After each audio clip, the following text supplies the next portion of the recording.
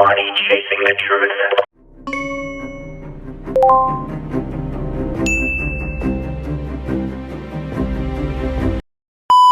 Before we start the video, I just want to say that I don't agree with the way that Sean Payton and the Denver Broncos are treating Russell Wilson. They're using Mafia tactics to get him to give up his guaranteed money or he's going to lose his job. It's classless, it's not professional whatsoever, and he doesn't deserve it. But let's get into the video. I have more to say. X amount of dollars doesn't mean that you can undercut them and undermine how you treat them. That doesn't make it okay. Hey, from a business standpoint, I agree with you. You know, Mike T, like they're making the decision based on money and the financials. And when Daniel says this is the deal that we signed or we offered Russell Wilson, it's not the deal that we or us did because Sean Payton wasn't there. Right? True. And so the business of it is not a problem to me. But let's be honest, Sean Payton has behaved as a thug since he became the coach of the Denver Broncos. You know, he purposely used that word because he's always trying to implicate race in every conversation, whether it's in a confrontational way or in a passive-aggressive way. This is what Ryan Clark does. I used to have ESPN on in my house 24 hours a day. I literally stopped watching ESPN because I can't stand Ryan Clark and his garbage. Immediately when he gets in the building, he starts to undercut Russell Wilson personally and professionally from his first press conference on. He tells Russell Wilson, you have to stop kissing babies, stop behaving as if you're running for office. Nobody kissed more babies in New Orleans than Drew Brees. Oh, here we go. We're going to bring up Drew Brees, right? Well, Drew Brees was playing lights out football, so he had time to kiss babies. Russell Wilson, he's been playing okay, but prior to this, he was been playing horribly. But why are you bringing up Drew Brees? Ryan, why are you bringing him up? I really wonder why you're bringing him up. If it was Cam Newton, would you bring him up? But this is Ryan Clark in a nutshell. It's always racial with Ryan Clark. Sean Payton is basically trying to say you need to concentrate on football and really, you know, because his physical skills are falling off. Again, I don't agree with the way that Sean Payton's treating him, but he's trying to tell him he needs to focus on football. Period, point blank. From the beginning, he walked into this building and he had a point to prove when it came to Russell Wilson. You're going to be just like everybody else. I'm going to treat you just like I treat everyone else on the...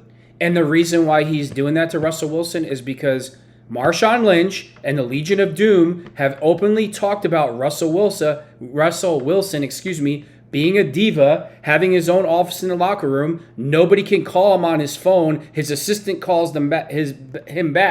Ciara, and the entourage is in the locker room. It's a football team. It's not TMZ. So when Sean Payton has to tell him that, that's because of Russell Wilson and his behavior.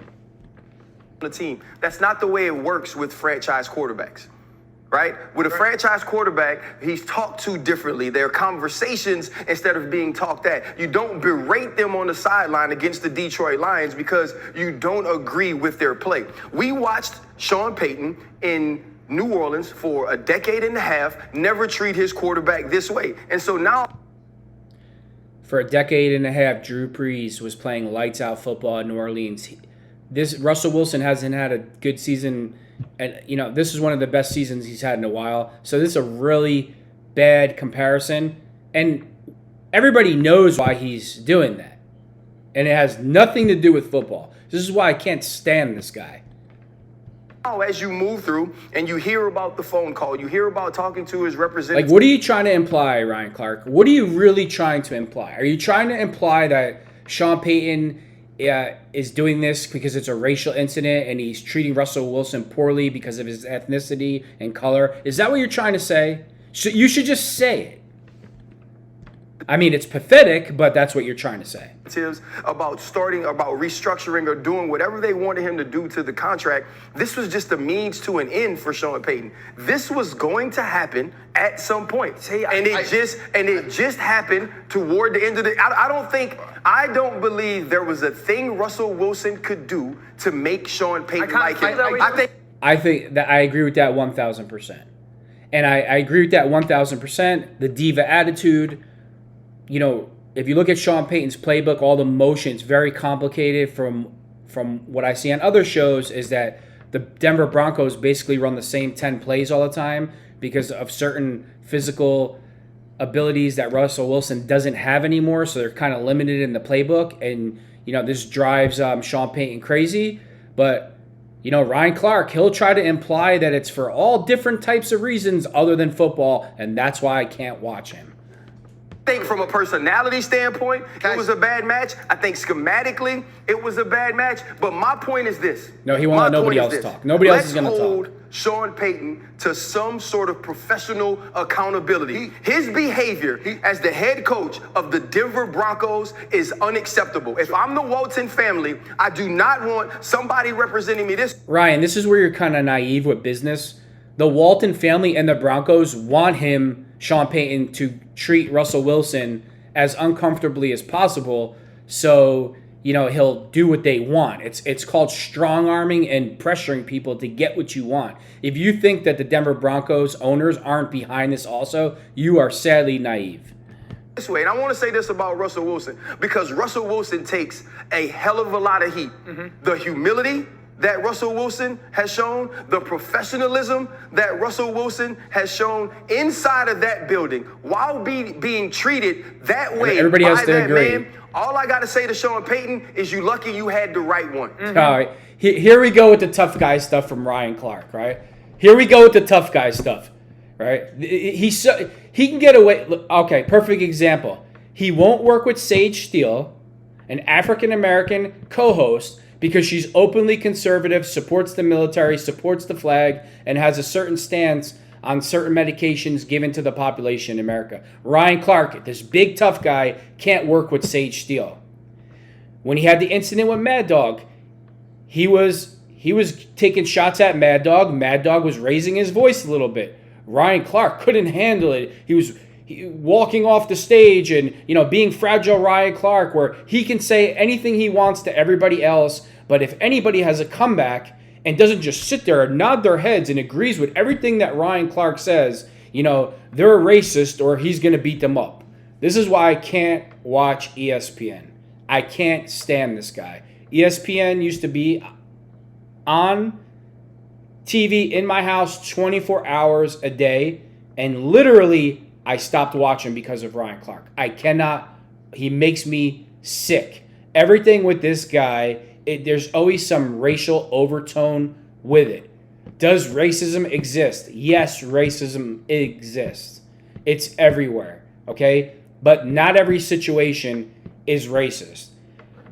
Do you think if Russell Wilson was purple and he threw for 30,000 yards and 50 touchdowns and no picks, he would be the quarterback of the Denver Broncos, right? But that when you deal with guys like Ryan Clark, they're never ever in a million years going to admit that. Matter of fact, the Seattle Seahawks, Marshawn Lynch, the whole Legion of Boom, all they do is go on podcast after podcast ripping Russell Wilson that he was a diva and none of them had his phone number, and if they try to contact him, his assistant called back, and how he had his own office in the locker room and didn't let anybody come in there, and how Ciara is in there with her whole entourage. So Sean Payton from the jump was letting them know, like, hey, listen, this is football. You need to focus on football. We're not doing this TMZ thing. But Ryan Clark over here had to turn this whole thing racial from the beginning. That's what he was trying to apply with the thug word. He knows exactly what he's doing. He won't be called out on it. Everybody in the entire set has to walk on eggshells and just sit there and agree with him while he just takes over and runs his ridiculous narrative for the day. This was about money. This was about the bottom line. This was about the owners and the coach trying to make Russell Wilson uncomfortable as possible so he would, give that money back. This goes on every day in America to every single person of every single different race and every type of job. It wouldn't matter if you're a garbage man, if you're, an NFL player, if you're an attorney. With this type of money looming overhead and there's a possibility you could get it back by making somebody uncomfortable, these are Mafia strong-arm tactics. It had nothing to do with race.